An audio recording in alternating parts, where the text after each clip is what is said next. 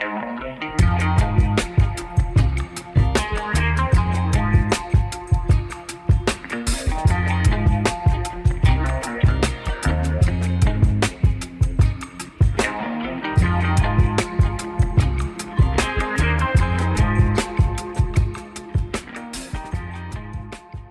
gente, bem-vindo a mais um podcast. Hoje a gente tem uma pessoa especial aqui. Quem? Acho que ninguém conhece. Boa noite, gente. Boa noite, Homerinho. Seja bem-vindo ao podcast La Personalité. Agora já mudou, olha. La Personacast. Tá vendo? Olha só. Estão melhorando a cada dia. Homerinho, que bacana você veio participar hoje aqui com a gente. Para quem não conhece, nosso chefe Homero, que traz, assim, grandes receitas para o programa. Hoje a gente passou tão bem, gente. Alimentou antes dessa gravação. Hoje ele fez coisas maravilhosas, já gravamos pro programa, vocês não vão aguentar. Delícia. Tudo certo, querido? Tudo certo. Primeiro, né, boa tarde, boa noite, né, Adriana, Thaís, muito obrigado aí por estar participando aqui desse podcast, né, meu primeiro podcast. Ah, que legal, seja bem-vindo. Aqui nós estamos liberados para falar de tudo, tá? Ah, tá vendo aí? Não sei, esse horário é melhor, né? Sem censura. Então, Homerinho, para quem não conhece o Homero, vamos contar um pouquinho de você. Você é filho de Guará, né? Sou. Nasci em Guaratinguetá, aqui. Morei praticamente toda a minha infância aqui em Guará. Depois meus pais se mudaram para São Paulo. Mas a vida inteira eu sempre vim para Guará, sempre quis morar aqui. Já vim uma outra vez, não deu certo. Agora tô aqui de novo tentando. Se Deus quiser, agora vai. Não, claro que deu certo. E, Homero, e essa paixão sua pela gastronomia, por esses pratos, pela cozinha? Conta um pouco pra gente. Muito cedo. Como começou? Olha, então, a primeira foto que eu tenho de cozinha, porque assim, de memória eu não lembro, mas de foto eu tenho com 3 anos de idade. Olha. Sério? Já querendo mexer? Já mexendo? Já mexendo, na verdade, eu sempre fui gordinho, né? Minha vida inteira eu fui gordinho. Da onde que você era gordo? Eu não lembro de você gordo. Sempre fui gordinho, nossa senhora. Eu lembro de você mais forte, mas então, não gordinho, Mero. Ixi. Que isso? É que eu tive minhas fases, mas assim, que eu emagreci, mas normalmente sempre fui gordinho. Quando eu era moleque, minha avó fazia marmita, Dona Cleusa, famosa Dona Cleusa lá do Campinho, da Nova Guará, ela fazia marmita pra fora. E é quando tinha uma cozinha no quintal da casa, e eu ficava lá no meio da cozinha e fechando as marmitas, né? Que tinha aquele aparelho que ia para um lado e para o outro, fechando aquelas marmitas de alumínio. Cachorro quente dela não existe igual, né, gente? Cachorro quente é a canja, né? Ela é famosa pela canja do Itaguará também, no Carnaval do Itaguará. Verdade. E ela, assim, né? Sempre fez salgados, sim, uma cozinheira de mão cheia. E eu peguei a paixão com ela, certeza. Vi ela ali cozinhando para todos nós, né? Para todos os netos. Que herança boa, hein? Nossa, maravilhoso. Não só herança, como eu viver, né? Assim, porque a gente... o que queria coxinha sem catupiry, outros queriam sem frango, a outro que só de massa, e assim ia, e todos aqueles mimos, né? De vovó que sabe cozinhar. Que delícia. Aquela tortinha. Tem que aproveitar. E como é que ela tá? Ela tá bem, graças a Deus, tá bem, nos seus 87 anos. Que maravilha. Maravilha. De rodinha no pé, ainda vou no supermercado. Sempre muito ativa, não? Muito ativa. Como foi a vida inteira? E hoje, né? Ainda é. Lá a cozinha minha fica no quintal da casa dela, eu montei a cozinha lá, né?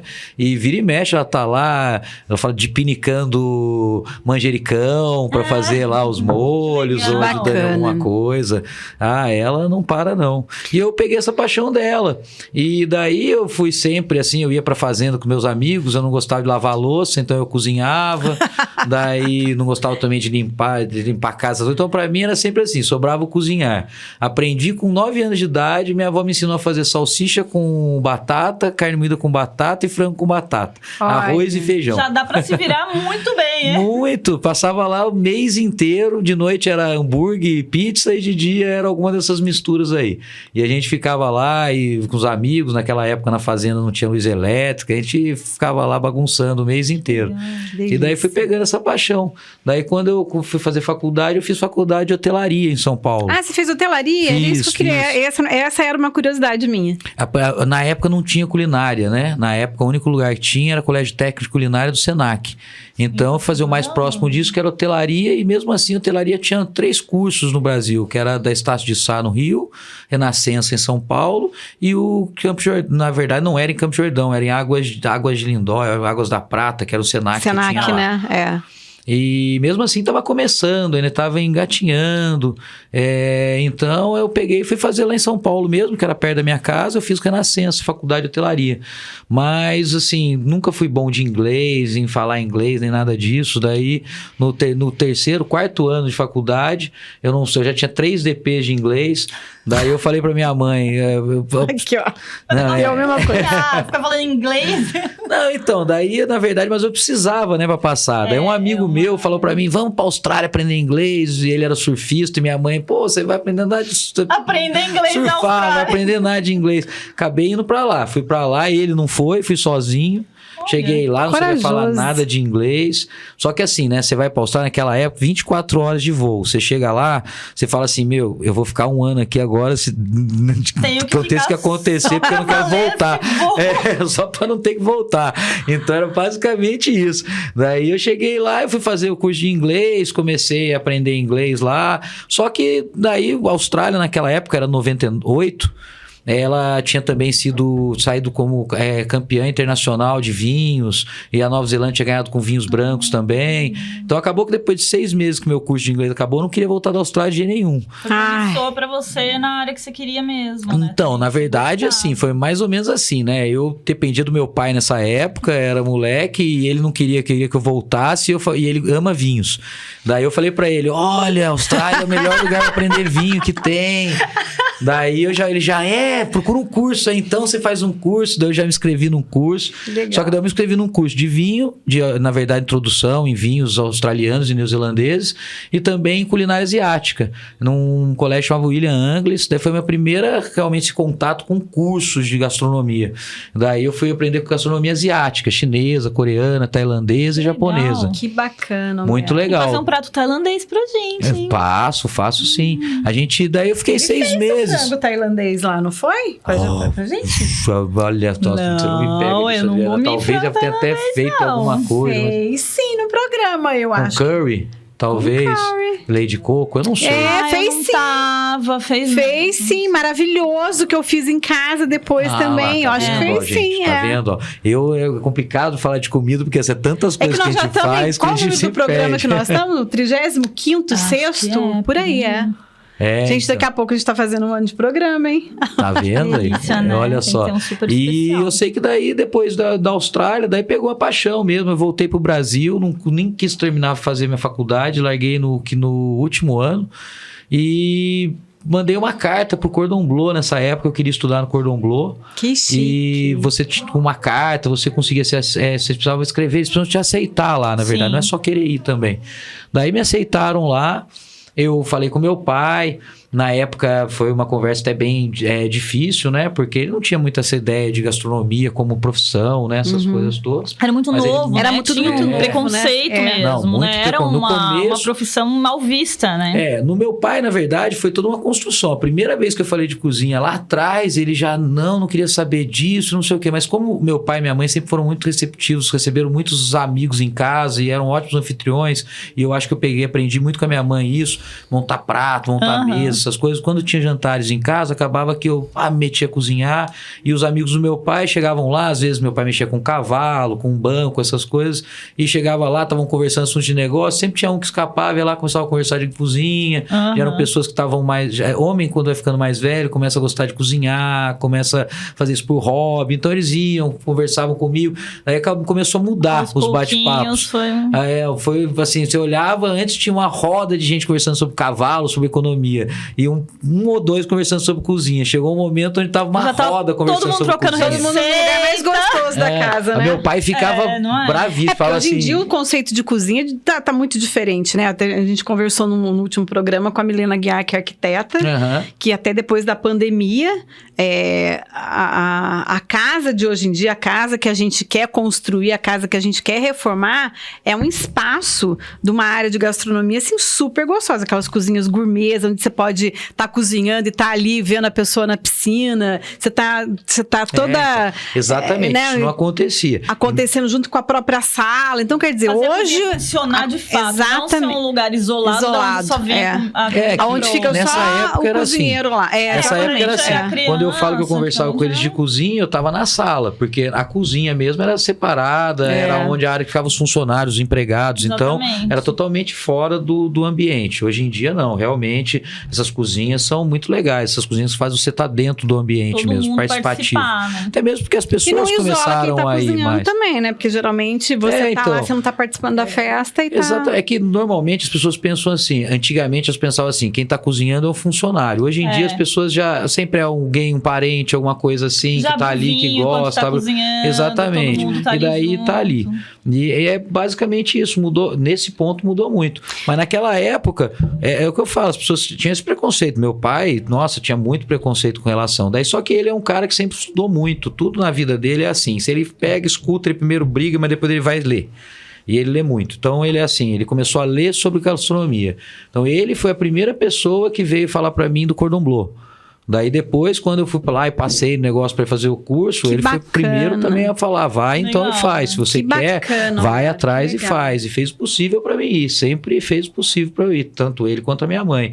Me ajudaram muito. Porque, assim, quando você está em outro país, não é só o financeiro, não é só o pagar para estar lá. Também tem a parte emocional, né? Se não tiver você tá longe da família. Tem uma solidão. Por mais que você esteja gostando, chega uma hora em que você se sente uma sensação de não pertencimento. Não, e uma outra língua, época que você ainda não conversava, né? No vídeo, ainda não tinha isso. Nem computador você não... Olha só, em 98 na Austrália, pra mim ligar de lá, eu ligava pra uma operadora, falava todo o número de um cartãozinho, que tinha 20 e poucos números, ela mandava, daí ligava, daí você começava a falar. Nossa, a pessoa falava, você demorava 1 minuto pra escutar, a pessoa desse respondia, demorava 1 minuto pra responder lá. Não tinha nada dessas coisas não, de computador, de tudo mais não. Eu lembro quando eu tava lá, depois de um mês, foi meu aniversário, eu recebi uma carta que tinha 20 metros enrolada, assim, dos amigos, todo mundo assinou. Que legal. É mesmo, a gente era novo, tinha legal. muito esse hábito, né, de escrever assim, enrolo, ia colando uma folha na outra, né? Isso. E foi demais, mas nossa, eu quase morri de chorar lá, queria estar aqui, porque nossa, era muita saudade, né? Ainda mais lá que você tá longe, as pessoas são muito diferentes, todo mundo que eu conhecia, o único jeito de falar mesmo era o inglês, não tinha outro jeito de falar. Aquela época, 98, onde eu tava em Brisbane, tinha quase nada de brasileiro também, então não tinha como, nem se quisesse comunicar, mas foi ótimo. Eu também aprendi. Eu acho que é uma experiência única que a pessoa passa quando sai realmente, né? E depois veio o cordon bleu, que eu tava falando, que daí eu fui estudar lá em Paris, né? Que daí foi a minha formação mesmo de gastronomia francesa. Muita gente aí não sabe muito do cordon bleu, até sabe um pouco por causa do Masterchef lá, né? Que o prêmio era ir pra lá e tal. Mas é é o colégio de gastronomia com mais nome no mundo. Já tem mais de século de tradição. É um lugar maravilhoso mesmo. Gente, tudo que Homero faz é maravilhoso. Vocês não têm noção. Vocês têm que provar. Tem que provar. Agora, eu sinto falta do seu restaurante, né? Aqueles risotos, aquele cordeiro. Ai, Homero, que... Pelo amor de Deus, você tem que voltar a fazer. Não sente falta nenhuma na trabalheira eu sinto falta do ambiente, do lugar das pessoas, mas do trabalho realmente não sinto. Realmente. É muito mais trabalho. Restaurante realmente dá muito trabalho. É difícil, e ainda mais um restaurante específico, de culinária assim, específica, que nem era, que daí você precisa ter pessoas que têm conhecimento daquilo. É muito difícil. Então tem que ter um treinamento, é mais difícil mesmo. Mas assim, quem sabe, o que eu tava conversando com você, né? Eu tô querendo começar a fazer jantares, assim... Olha, vocês não podem perder. Cursos. Nós vamos começar o ano que vem, né, Homero? Porque agora a gente tá em novembro, já tá meio complicado. Esse ano já Mas nós vamos começar um curso do chefe sobre rodas La Personnalité. Não precisa nem ligar tanto Fica atento e assista todos os programas, porque o dia que abrir essas inscrições vai acabar na mesma hora. Não vai passar 10 minutos, pronto, preencheram as horas. Então, aqui nem eu tava te falando. A ideia é essa, a ideia é fazer grupos de 8 a 10 pessoas mesmo e fazer culinária básica, uma entrada, um prato principal, uma sobremesa. Mas assim, lógico, aprendendo, mas se divertindo, usando técnicas, lógico, também tudo é importante. Mas também, né... Tomando um vinho, relaxando. Tudo no final. Isso vai ser interessante, vai ser legal. E eu quero também fazer esses jantares escondidos que a gente estava conversando, que daí, no caso, seriam jantares em lugares diferentes, com pessoas já com convite comprado com antecedência, mas com jantares com muito legal. temáticas diferentes. Eu ia para Campos do Jordão. Toda terça-feira eu e o Júnior, a gente saía daqui, ia para Campos. Os donos de hotéis e restaurantes lá, eles iam sempre para um determinado lugar. E tinha um grupo, que a gente fazia parte desse grupo. Eu não me lembro mais assim de quem que a gente ficou amigo lá e botou a gente nesse grupo, né? Então, a cada 15 dias a gente ia para Campos numa terça-feira. Era fantástico. Muito bom. Isso aí vale muito a pena, viu, Mera? Muito bacana. Então, eu pra mim, assim, é o que eu tava falando, eu tenho uma hamburgueria aí pra muitos, eu não sei se de Guará, o pessoal já conhece, chama Chefe Sobre Rodas, acredito, mas no pessoal aí também do Vale que tá assistindo, talvez não conheça. Pra vocês na tela, pra vocês irem lá comer, é muito bom. Vamos falar onde que fica, então, vamos aproveitar. Fica ali no Parque Ecológico, é mais fácil saber, na rotatória do Parque Ecológico. Em Guaratinguetá, do lado do Fênix, chama Chefe Sobre Rodas também, se entrarem aí no Instagram, essas coisas, vocês vão puxar o endereço. A gente tem lá sanduíches artesanais, assim, hambúrguer. Tem um monte de coisa gostosa lá. Agora também abrimos a parte do mexicano, tem nachos, tacos, guacamole, tem muita coisa legal lá, sim. E só que lá eu não tenho muita oportunidade de cozinhar essas coisas diferentes. Então, é por isso que eu tô querendo fazer esses jantares, para eu poder tá exercendo aquilo que eu realmente aprendi. Né? Que eu acho uma coisa importante é a gente estar sempre, né, aprendendo mais, né? Vamos marcar um para dezembro já? Vamos? Então, pode ser, vamos ver, pode ser. E a gente pode fazer até uma coisa, a gente faz um sorteio para um casal que assistiu o programa. Vamos combinar de fazer isso? A gente faz um sorteio, a gente bota um casal, a gente convida um casal para poder ir junto com a gente para lá. Minha casa tá aberta, tá? Não, perfeito, ótimo. Muito bacana. A gente conversa e vamos fazer sim, vai ser super legal, tenho certeza, super interessante. Não tem nada melhor do que abre as pessoas do que uma comida, uma bebida, em volta de uma mesa. Fez um banoffee hoje de comer ajoelhado rezando. Maravilhoso. Maravilhoso. Eu tava falando aqui pra ela, falei pra ela hoje, pra vocês também que estão me assistindo, olha, gente, eu não sou de fazer doces, viu? Eu realmente sei fazer, aprendi a fazer lá no curso do Cordon Bleu. Na verdade, o curso lá são de 2 anos. 1 ano é de culinária internacional e culinária clássica. 6 meses são de boulangerie, patisserie, né? Que entra a parte de tortas, doces, essas coisas. E outros 6 meses são de chocolatier, né? Que faz aquelas chocolates mais delicados, e açúcar, que também é legal, que faz aquelas estátuas de açúcar, de caramelo, escultura. Isso é super difícil, né? Não, é super interessante. Nossa. É uma coisa que eu nem imaginava, nunca tinha visto. É muito legal. É muito doido. Eu fico, gente, como faz isso? Fico impressionada. É muito legal. Nossa. E se você visse assim o trabalho e a dificuldade que é para fazer. Eu quando cheguei lá, eu lembro, esses foi um dos cursos assim que eu tava esperando, né? As pessoas sempre me falavam que era muito difícil, mas eu não tinha ideia. Porque assim, a gente quando trabalha o caramelo, a gente tem que trabalhar com altas temperaturas. Então, e caramelos, não sei se alguém já teve o azar de voar um pedacinho de açúcar queimado no dedo e cola. Gruda, né? E forma uma bolha queima, na hora. parece que vai na alma. Agora você imagina se ele dá com aquilo todo dia, em grandes quantidades. É exatamente isso. A gente chegava lá, você tem 3 tipos de açúcares, na verdade. Açúcar tirê, açúcar soufflé e açúcar... Nossa, tantos anos, mas faz tantos anos eu não mexo com isso. Tem mais um tipo de açúcar que eu não tô lembrando agora. O tirê, você dá 3 tombos de temperatura nele, depois estica, ele vai ficando com uma coloração e é muito para fazer faixas, essas coisas, é uma beleza. O soufflé foi o mais legal que eu já vi. São 4 tombos de temperatura e o açúcar ele fica flexível num ponto onde você pode pegar um canudo, assoprar e você faz bolas, tipo bola de açúcar transparente. Né? Só que você pode jogar corante, fazer eles coloridos e tudo mais. Só que qualquer um desses que você vai trabalhar, você tem uma mesa, né? Que tem uma temperatura de mais ou menos uns 80, 100 graus em cima dessa temperatura, e você mexe com o açúcar com a mão ali embaixo daquela luz. E aquele caramelo. Quente, então, basicamente, no primeiro dia, quando sua pele toca naquilo a primeira vez, já cola, né? Porque você não tem sensibilidade, já queima. E você tem um copinho de água gelada que você fica enfiando ali dentro, para quando ele queima, você coloca para tirar, daí você tira do lado, junto com a pele que acaba saindo. Então, quer dizer, chegou... O segundo dia que você chega no lugar, o segundo dia... Eu entrava na sala, eu chegava na sala, sem eu querer, minha mão tremia. Eu olhava para aquele açúcar, medo de eu encostar. falava assim, nossa, não acredito. Só lá pelo 3º, 4º dia que as bolhas começam a sair e daí começa a ficar calejado, é que você começa realmente a trabalhar conseguir fazer realmente as coisas sem ficar se queimando, né? Que loucura. Todo o tempo, não, é demais. Gente, mas é uma arte, né? Que coisa linda. É, né? não, é lindo. diferente. Eu lembro, o meu trabalho de conclusão de curso era lisérgico até. O professor falou pra mim. Assim, ele era uma cachoeira toda azul, turquesa, com um boto rosa pulando por cima, umas árvores. O professor falou pra mim, nossa senhora, o que você tomou pra mim fazer isso aqui? Ai, meio Woodstock, assim, uma coisa... Mas não é que na verdade aquele negócio de Amazônia, eu queria fazer uma cachoeira, queria um boto rosa. Que refletisse o Algo que Brasil, né? remetesse, né? Isso, exatamente. Remetesse, raízes, né?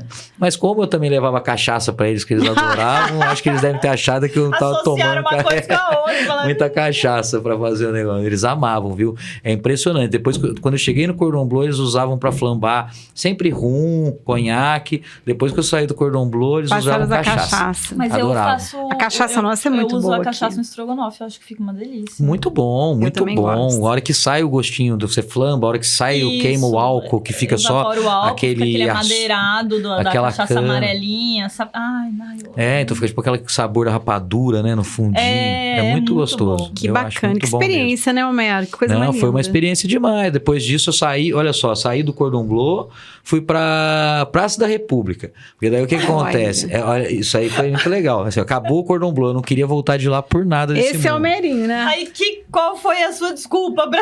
Não, então, pra daí eu Praça da cheguei, né, e não tinha mais como ficar lá, porque daí vence tudo, daí eles não te dão. E na França, se você quiser trabalhar com cozinha, nunca, né, porque lá Não, todo imagina, mundo até cozinha, parece que todo eles mundo vão quer. deixar. Então eles não deixam. Então eu acabei, eu não tinha mais o que fazer, fui vender sanduíche natural na Praça da República. Olha que legal. Daí eu fazia sanduíche de atum, de frango, com cenoura, tudo para poder pagar a conta e poder ficar lá.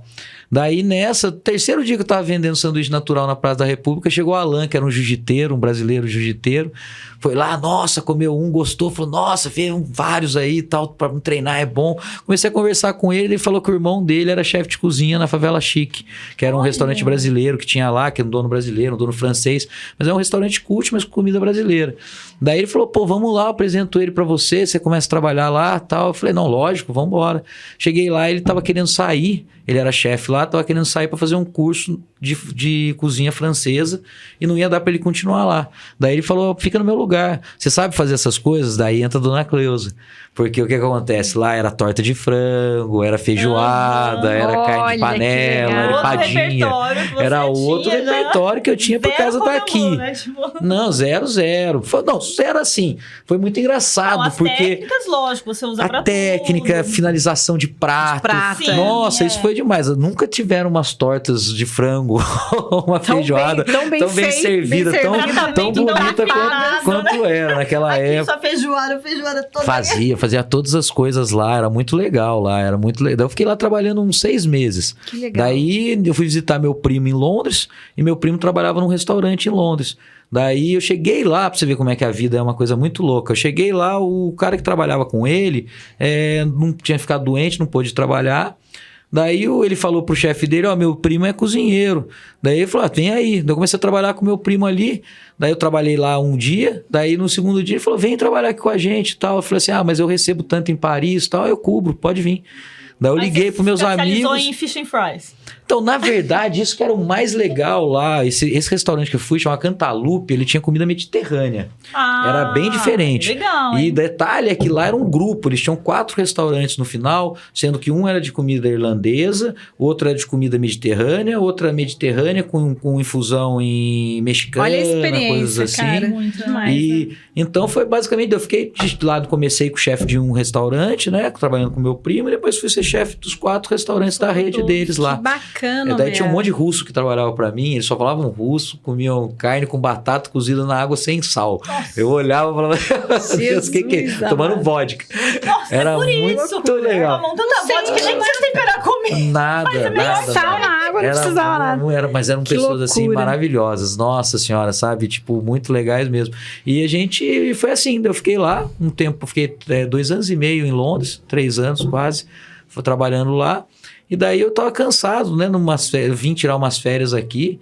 E daí pra você ver, é o que eu falo. É porque cada vez que o Homero sai pra passear, ele arruma um emprego e fica no lugar. Foi visitar, Então, começou a trabalhar. Foi exatamente isso. Mas Daí o que aconteceu? Eu falei assim, não, eu né, vou que pro você Brasil, vai vou ficar 3 meses. Meu chefe lá, não, fica um mês, volto. Eu falei, não, vou ficar 3 meses, eu preciso de férias, preciso de tempo pra minha cabeça, preciso de tudo. Cheguei no Brasil, uma semana que eu tava aqui, um chefe de cozinha, amigo meu da França, me ligou que o Cordon Bleu ia fazer uma palestra na FMU.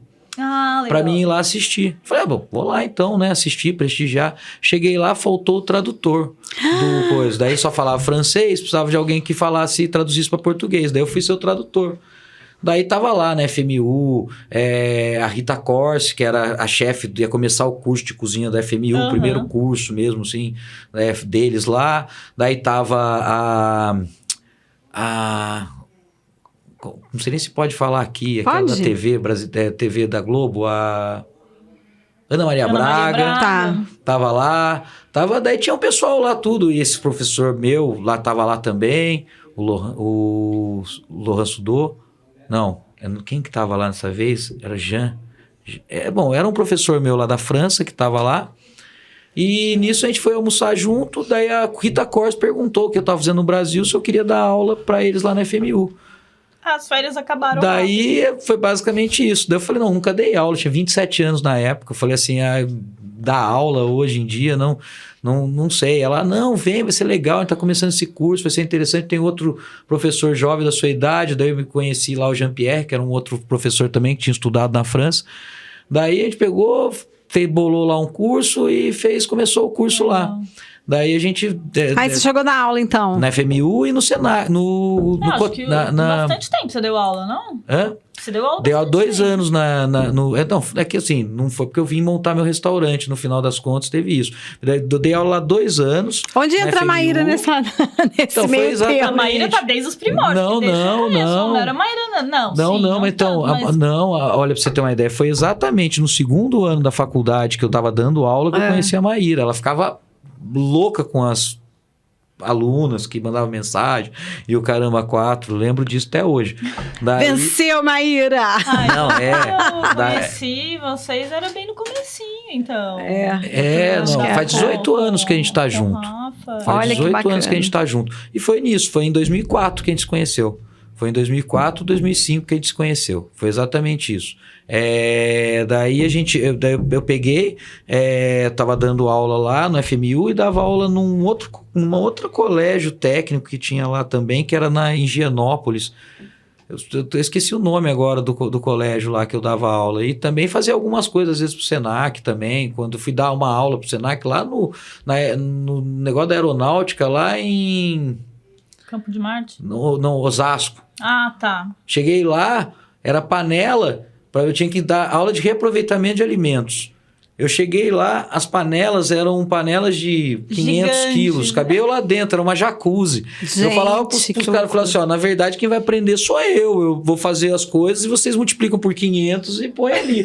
Porque não tem nem muito que eu possa fazer, mas era fogo, porque eles não tinham... É fogo, né? Mas eles não tinham faca, não tinham que loucura, nada. Né? Eu lembro que eu fazia um catar entre os amigos, o pessoal tinha faca antiga, coisa antiga, tábua, eu levava tudo pra eles lá e a gente ficava lá e eu ensinava, foi muito legal, fizemos muitas coisas legais, porque trabalhar com o pessoal do exército é uma maravilha, é o sonho, né? Você faz isso, o cara faz direitinho, rápido, o outro também, faz tudo, sim senhor, tudo funciona, ninguém questiona, é ótimo. Eles são super disciplinados, super. Muito metódicos. Quem tava ali, os taifeiros que eles chamam, né? Todos super curiosos, só de eu estar lá, nossa, eles queriam muito aprender, você via essa vontade de conhecimento, de aprender. Então, muitos deles, depois que acabava as aulas, eu ficava trocando receitos, conversando com eles sobre várias coisas. Foi muito interessante, todas essas coisas. É isso que eu falo, né? Que bagagem que você trouxe, que coisa boa, né? Mas o repertório do Homero tá sempre sendo refletido em qualquer coisa que ele faça, né? Que não erra. Mesmo quando ele fala... toda vez que ele faz doce, ele fala... doce... Não, gente, vocês não têm noção. Agora eu vou tirar da forma. Será que vai desinformar? Será que não vai? A gente vai quebrar o joelho, né? Gente, o Banoff, eu vou tornar a falar. Vocês não têm noção. Pega a receita no programa. Você não sente aquele doce melado. Não, é leve, delicioso. Massa, eu nunca comi uma massa igual. Eu nunca comi aquela massinha de baixo. Não, eu sou chata, hein, pra banoffee. Porque eu gosto muito de doce com banana.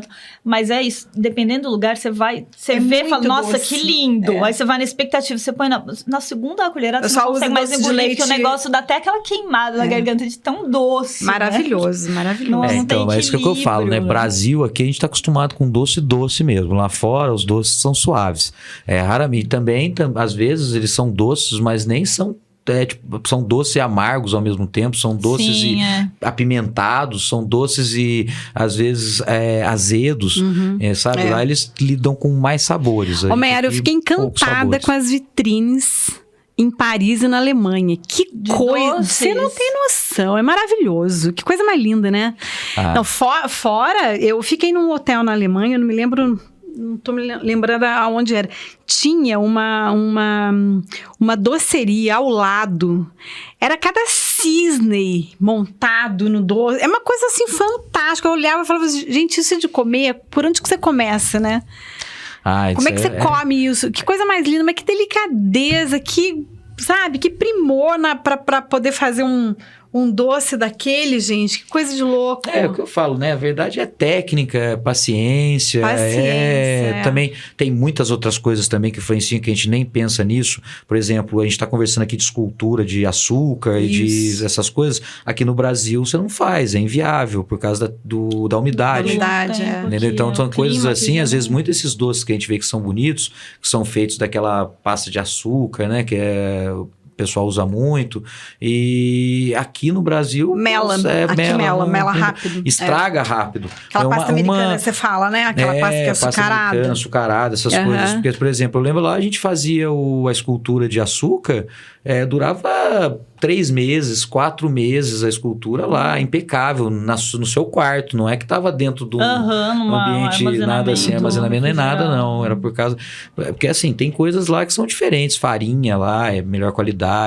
Produtos, às vezes, que nem a gente estava conversando antes aqui, eu estava até conversando com vocês, negócio sobre tipo de boi, espécie de boi, essas coisas. Negócio de qualidade de carne, por causa da carne da Argentina, daqui. O leite também funciona desse mesmo jeito.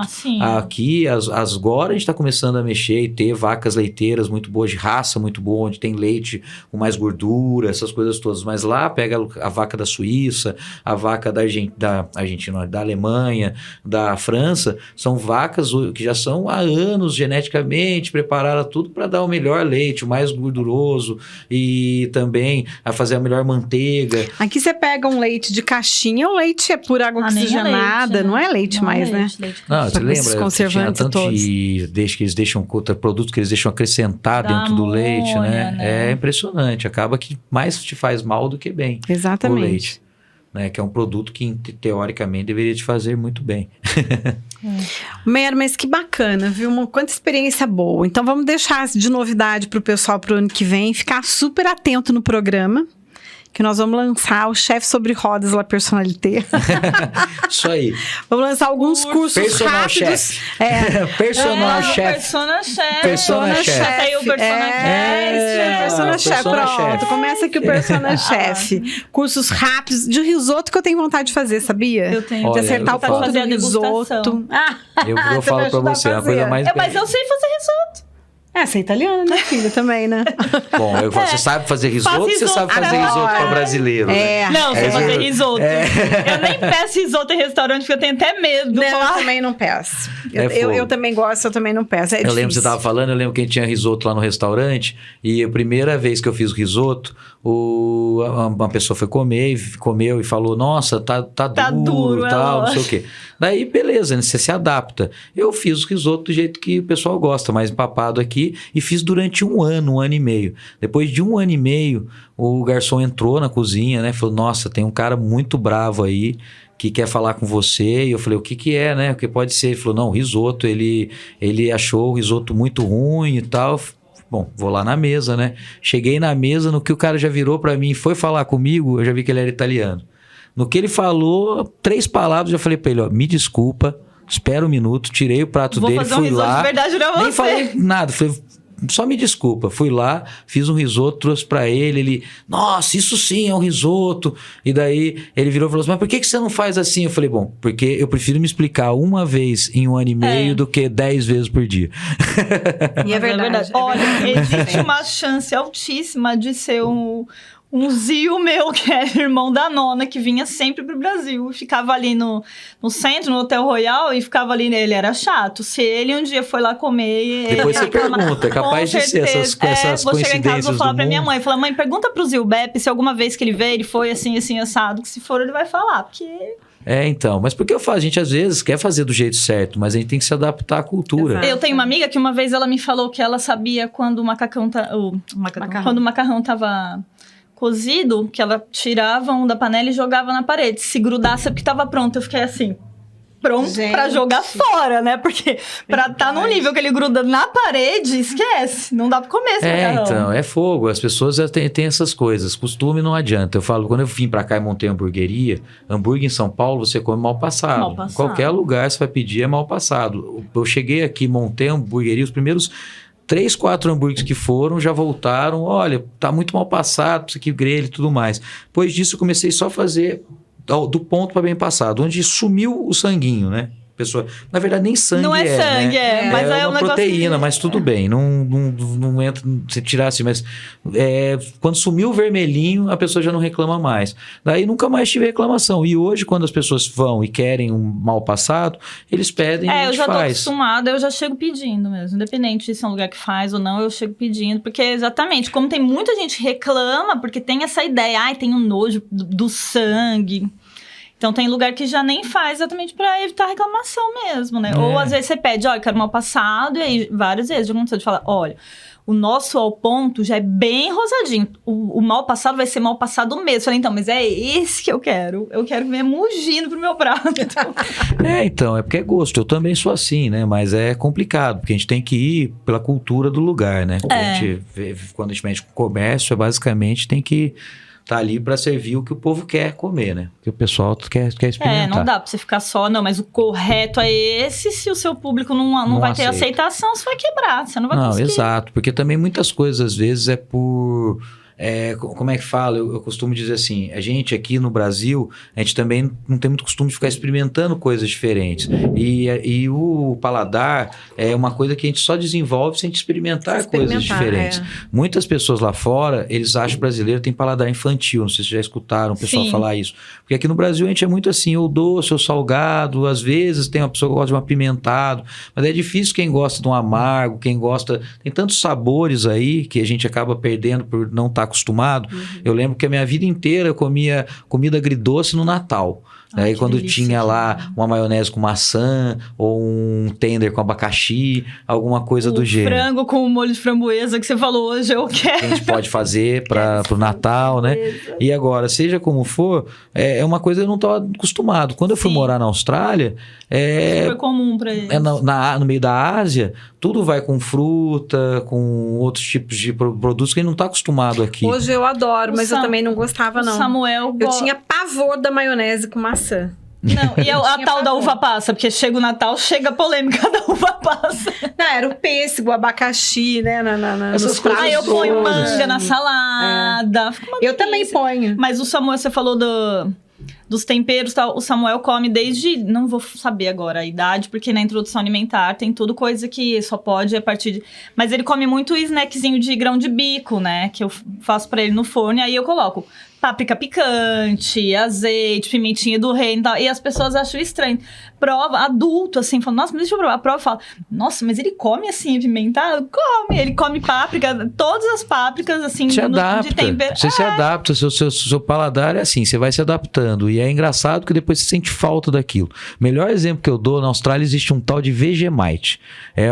Pra quem é das antigas aí, né? Não vou falar a idade nem nada, mas que lembra do Yo-Yo Crane. Que era uma delícia. O ioiô creme. Então, o ioiô creme tinha gosto de... Imagina o ioiô creme, que eu já não gostava. Não, com gosto de fumaça. Pior. Mentira! Ruim. O ioiô creme é bom perto desse? Nossa, o ioiô creme é uma delícia perto desse aí. Esse aí tem gosto de fumaça. Eu sei que eu cheguei lá, todo mundo onde tinha viajar, eu pegava, levava manteiga, eu levava uma geleia, o pessoal levava Vegemite. Acabava minha manteiga, minha geleia, eu tinha que ficar comendo Vegemite lá, pra dizer que eu não comia.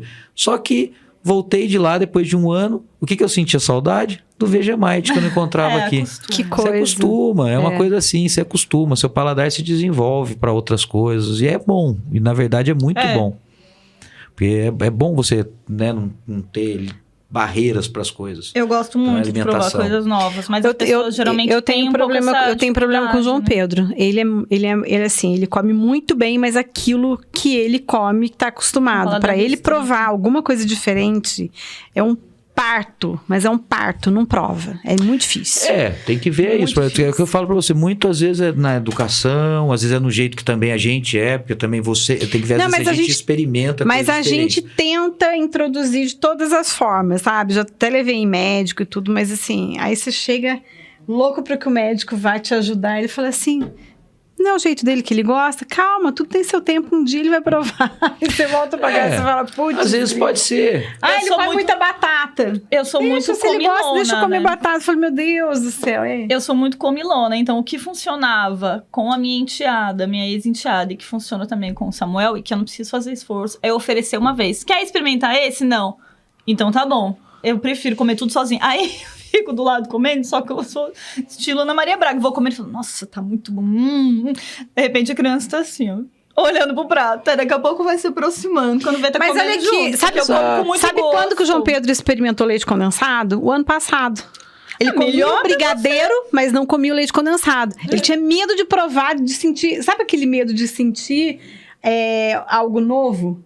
Sabe? Então, eu não sei. Eu acho assim, eu, por exemplo, a gente conversa hoje agora, assim, mas minha mãe, todo mundo fala, eu quando era mais moleque, era arroz, feijão, bife, batata frita. Então, eu era carne moída e purezinho de batata. Ou não sei o que, não sei o que lá. O que me mudou foi depois dos 15, 16 anos que eu comecei a ir pra Bahia, ir pra casa dos amigos, chegava na casa dos meus amigos e não tem frescura. Primeiro você tá com fome. Daí a mãe dele vai lá e põe na mesa, sei lá, macarrão com alite. Porque em entendeu? casa... Tipo, putz, eu nunca comeria isso em casa, mas tá morrendo de fome, jogou bola o dia inteiro. Em casa é o macarrãozinho na mãe. Recusar as coisas em casa, tudo bem, mas... Em casa é macarrãozinho com manteiga. Aí vai na casa do amigo, come macarrão com molho, né? Aí chega e fala assim, o que você comeu? Ai, mãe, macarrão com molho. E não comeu?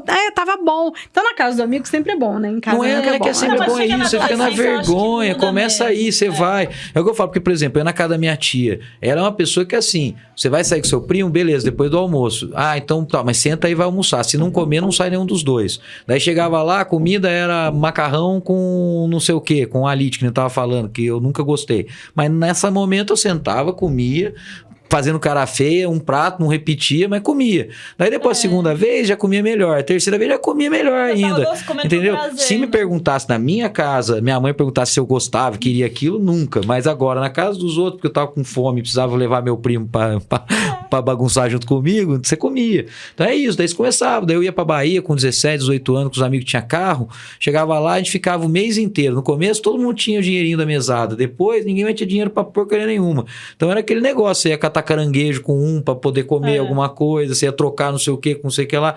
Daí quando você ia ver, você tava comendo tudo quanto é tipo de porcariada que tinha, tudo quanto é tipo de coisa. E daí você começa a comer, experimentar, começa a ver, daí você começa a perder esse nojinho, né? Agora uma pergunta para você. Qual é o seu prato predileto? Ixi. Eu faço, é o bem feito. Pra mim, não tem um prato predileto, assim. Eu nunca tive um prato predileto. Se for assim, o que eu mais gosto de comer, parmegiana, eu adoro, é um prato que eu adoro. Pizza, eu adoro. Seria mais pro lado de italiano mesmo. Eu adoro a comida italiana. Mas também amo a comida chinesa, amo, assim, a comida coreana. É que eu não vou pensar... Porque como a gente não tem aqui sempre, e não tem onde pedir, eu teria que fazer, então é diferente. Agora, como pizza, você tem em tudo quanto é lugar, aqui em Guará, então, tem vários lugares hoje em dia com pizzas boas agora, né? Temos aí o Daniele da Pesto, começou esse negócio das pizzas de Nápoles, né? Muito legal. Então, tem muita coisa legal acontecendo, inclusive a gente vai lá um dia lá, também nele lá, né? Muito legal. Ele fez rodízio um tempo atrás, uma noite que foi rodízio de pizza, nossa, me acabei, então, uma delícia. Eu já, no chefe, a gente já entrevistou ele fez um carbonara pra gente dentro do queijo lá. Que delícia. Tudo. Vamos chamar ele pra fazer um carbonara de novo? Então, o carbonara agora ele tá com vários pratos legais lá. O Thiago que fez as pizzas com a gente, fez o curso com ele também. Olha só. Pizza do Thiago também é maravilhosa. Muito gostosa, muito boa. Massa levíssima Massa leve, ele aprendeu com o Dani também, ele fez o curso com o Dani. O Dani é fantástico. Com baixa fermentação, e é uma graça de pessoa, né? Ele é uma belezinha. Demais. Então é o que eu falo, nesse ponto, sabe, aqui em Guará você tem acesso a essas coisas, são comidas que eu adoro, então você lembra mais fácil. Mas agora, te falar, qual é a comida que eu mais gosto, eu prefiro falar, é comida bem feita, é aquela comida assim, por exemplo, a minha avó fez canja a vida inteira. Se for comer nela, eu falava, eu quero uma canja, que eu sei que ela não vai errar, vai ser a melhor canja. Aqui em Guará, por exemplo, tem um monte de coisa. Se eu quero comer um filé, eu vou no filé do Sé. Vai no específico. Entendeu? Ainda tem? Tem. Eu não acredito. Tem, maravilhoso. Batata ao murro. Com a batata ao murro, filézinho com molho de gorgonzola. Entendeu? Serei obrigada. São coisas assim. Nossa, eu amo. São coisas específicas, né? Que você aqui em Guará, em qualquer lugar, a gente tem uns lugarzinhos onde a gente vai comer. E que a pessoa eis uma grande vantagem de uma cidade menor, né? Que é você ter acesso a essas coisas e de maneira mais acessível mesmo. Porque em São Paulo, se você for comer um filé do nível do filé do Sé, que é bem servido, pelo menos sempre foi, então, gostoso, você vai morrer com uma grana ali, né? Aqui você consegue comer bem e sem, assim, comprometer o seu mês inteiro. Tem uns lugares que em Guará, assim, que... Eu fui em 2 lugares outro dia, assim, que você fala... Gente... Eu comeria em São Paulo, num lugar top, pelo valor que eu paguei aqui, com quantidades assim que não, sabe, não tava muito legal. Nem a qualidade, nem quantidade. Então, eu acho que as pessoas estão exagerando também, estão se intitulando. É que eu acho que tem essa coisa que o povo brinca, que é o raio gourmetizador, né? Que é fazer um negócio com nome chique, tudo muito bonitinho e não entregar a mesma coisa em qualidade, né? E aí o preço acompanha só a cara do ambiente. Eu vou confessar que eu fiquei assustada. Pelo que eles apresentaram e pelo valor e pela qualidade. Fora a demora, que eu demorei quase 3 horas para comer. Então, assim, deixou bastante a desejar. Mas, enfim. Sei quais são os 2 lugares.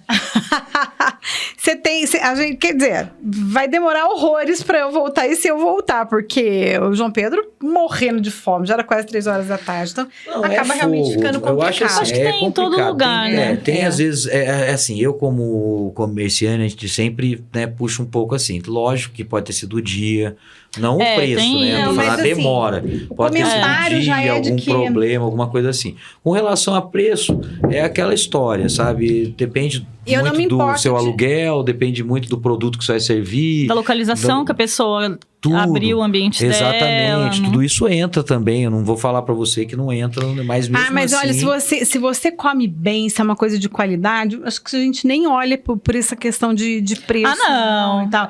Nem gastar dinheiro com comida e a comida ser ruim é muito frustrante. Mas quando a comida é boa... Não é que tava ruim, não. Mas uma coisa assim, muito básica, muito normal, por uma demora tamanha de 3 horas, né? E para um custo alto. Eu não costumo tomar... Eu tomo uma cerveja às vezes, e pra mim, assim, às vezes nenhuma antes de comer.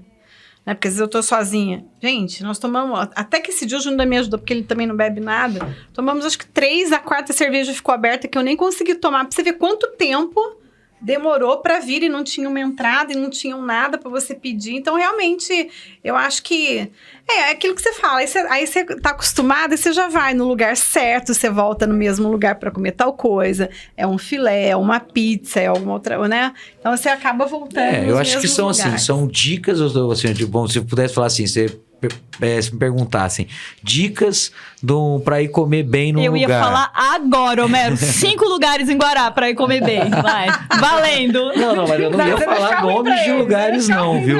Eu ia falar pra você, assim, 5 dicas de lugares. Por exemplo, lugar abriu, espera 2, 3 meses pra ir comer lá. Entendeu? Sim, sabe? Ouvir umas referências. Isso, entra num blog de culinária, alguma coisa pra saber a respeito. Hoje em dia dá pra você entrar no cardápio pra saber preço antes de ir. E às vezes não é nem só a referência, que às vezes quando acaba de abrir, a equipe também não tá completamente alinhada, né? Eu ia muito na Vejinha São Paulo, né? Nos lugares, porque daí você já ia assim, papum, você ia no lugar certo. Tal coisa, indicação, não sei o quê. Você chegava lá, bom, pronto, perfeito, né? Era muito legal. Mas aqui também, mas a gente sabe onde você vai pra comer uma carne. Então, eu acho assim, que são tantos lugares, são tantas coisas, eu falo pra você assim, que é difícil dar nomes, porque eu conheço todo mundo. E pra é mim diferente. É complicado, porque, por exemplo, assim, pizza, vou dar um exemplo. Assim, se você quer uma pizza mais tradicional, tipo italiana mesmo, tem lugares. Se você quer uma pizza mais estilo padaria, que também é gostosa, só é diferente. Sim, é um tem outro tipo de pizza, mas se você quer uma pizza mais pra te encher a barriga mesmo, na época que eu ia nas repúblicas com os meus amigos, era uma pizza daquelas gigantes pra matar a fome de 8. Cada fatia matava. Você enrola assim, né? A fatia da pizza. Exatamente. Então, tudo depende do que você quer, eu acho. Mas, assim, hoje em dia, você tem muitos lugares para procurar isso, através do Google, desses blogs, informações e tal. Assim, se quiserem algo específico, depois, gente, vocês que estão assistindo aí, se vocês quiserem algo específico, vocês mandam pra gente aí e a gente responde para vocês e tal. Porque, assim, falar o lugar, tal lugar, assim, se vocês quiserem, por exemplo, comer uma costela, fala o que vocês querem, daí a gente pega e indica para vocês, com certeza. Legal. Sem problema. Querido, queria te agradecer, deu nosso tempo já, muito obrigada por ter participado com a gente. Tá, Thaís, foi muito bom, foi muito bom. Mas a gente tem que voltar a conversar, né? Porque o bom do podcast é isso, né? A conversa vai fluindo, né? Flui e é muito legal. Inclusive aí, vocês que estão assistindo a gente aí, se vocês quiserem, mande perguntas, coisas a respeito de cozinha. Na próxima conversa nossa, nós vamos ter que comer alguma coisa do Homero. É mesmo? Próximo, a gente vai fazendo aqui, vai conversando e eu vou cozinhando. Isso. Eu faço aqui um sushi, o pessoal de casa fica passando vontade. Que não vai ter fogão mesmo, sushi, sashimi, pra conseguir fugir um pouco dos doces. Não é fugir isso. Se deixar por ela, eu vou ter que fazer doce. Então, eu já me adianto aqui. Olha por ela, não. Formigona aqui. Querido, super beijo pra você. Beijo na Maíra, todo mundo lá, viu? Adorei ter esse bate-papo com você, super descontraído. Porque a gente tá sempre na cozinha, não consegue nunca conversar tanto. É corrido, né? É verdade. Nossa, gente, o tempo voou. Muito obrigado vocês aqui por me receberem. Imagina. Espero ver vocês lá no Chef um dia desses. Vamos ver se a gente consegue fazer aí o Persona Chef. A gente tá precisando gravar lá também, né, Chef? A gente tá precisando gravar lá. Vamos fazer um evento lá com o Jujuba Kisaki, uma coisa lá de legal, hein? Vamos sim. Um domingo no Food Park. Vamos gravar lá. Acho que muito bacana, vamos sim. Dá pra fazer legal. Deixa melhorar o tempo, né? Fazer um sol. Deixa eu ficar com mais carinha de verão, né? Por enquanto vai ser no inverno. Tô no inverno aqui ainda. Gente, então pra vocês que ainda não seguem o La Personnalité, você tem que entrar aí em todas as mídias sociais, curtir, se inscrever para poder receber as nossas notificações, tanto de podcast quanto do nosso programa Realmente. Programa toda quinta-feira às 20 horas e o podcast toda quarta-feira às 21 horas, tá bom? Obrigada. Super beijo para vocês. Obrigada, um beijão, Mero. Beijo na Maíra. Obrigada. É isso aí, gente. Foi ótimo. Muito bom.